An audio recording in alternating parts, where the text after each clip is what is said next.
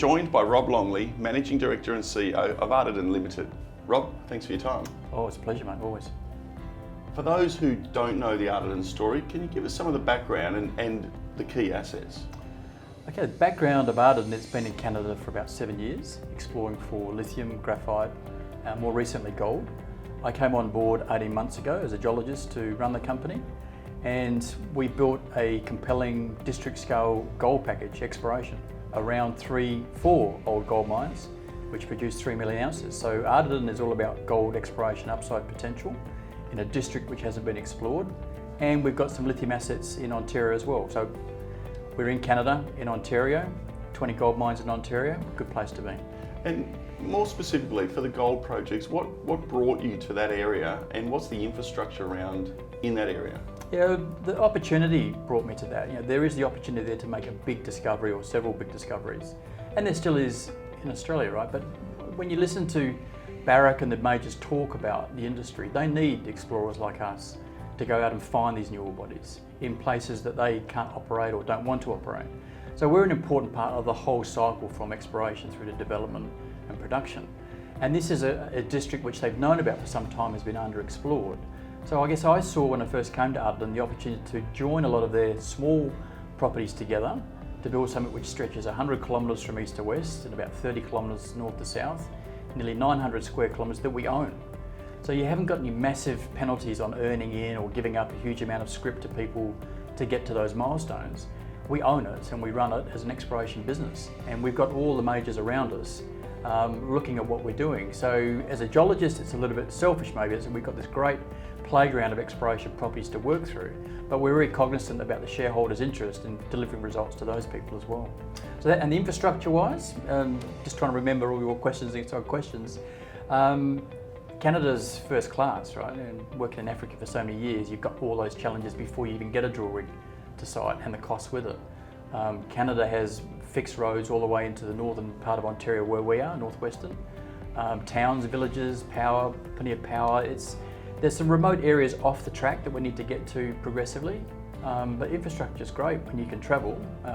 We're lucky to have Canadians working for us, an Australian expat that's relocated now that we've built the size up. So a lot of things which are easy, but finding gold is a skill and a technique that takes a bit of time. In terms of some of the highlights of 2020, what were some of the big ones that you were excited about? Well, I think when we started to get some really good results out of the historical work that had never been put together, and we built up a package that really started to bring these sort of tier 1 size opportunities into. I mean, we flew some low-level airborne magnetics, which really looked at the whole property through a new lens. It hadn't been done for 20 odd years. So bringing some new technology in to look undercover. I mean, Ian talked a little bit about Matador. Nobody's really explored in Canada anywhere that's not outcropping properly. So the ability to bring new technology into a big land package and start to see these structures, which we know are the same structures at nearby mines in Canada, and have the opportunity to go and drill these and discover under a shallow sort of cover straight into fresh rock. So that's really a highlight. I think being able to take the share price from 0.2 cents to 2 cents has made a lot of people happy. We've had a run up higher than that, which is a lot of companies have. It just shows you in a way, I think the share price of Ardiden is somewhat spring-loaded. It would take us some time to find that 10 metres at 10 grams probably, but we're doing it systematically and learning along the way so that when that does happen, we've learnt a lot and we're ready to go. It's a true exploration play. What does 2021 look like from an operational point of view? It looks like a drilling year to us. We are drilling at the moment at Casagiminus and South Limb, and we'll drill through to hopefully April if the winter holds. We'll have a short break of a month or two during the sort of defrosting period, and then we'll have a summer campaign going again, hopefully at the Esker prospect, which is one of those big geophysical targets that everyone say, hey, that looks really interesting, when are you going to be drilling there? So we're sort of a training ground at South Limb and Cass, even though South Limb is right next door to a gold mine that produced 250,000 ounces at a good grade. But working our way through, as I think I said in the talk, our box of chocolates of things that you just peel back, what have we got there, what have we got there, what have we got there, and learn at each place through geophysics, orientated core, and chasing these things undercover that hadn't been drilled before, whether that's under swamp or whether it's under a lake. The lake system there is extensive, but it's really sort of 6 feet deep. and go and test where no one else has tested before. It's a playground for geologists in a way. How closely do you think your neighbours are watching the work you're doing? Well, as much as possible, we hope. We put it all out there. We make it available to people. Look, we're not afraid of telling people what we're doing. I think we're trying to really have an integrity part to our business and tell people this is what we're drilling, this is where it looks good, this is where it didn't turn out as good as we liked. Being honest about it. As I said, I think even going as high as your barracks, they all watch what explorers are doing, because when you do strike something, it happens fast often.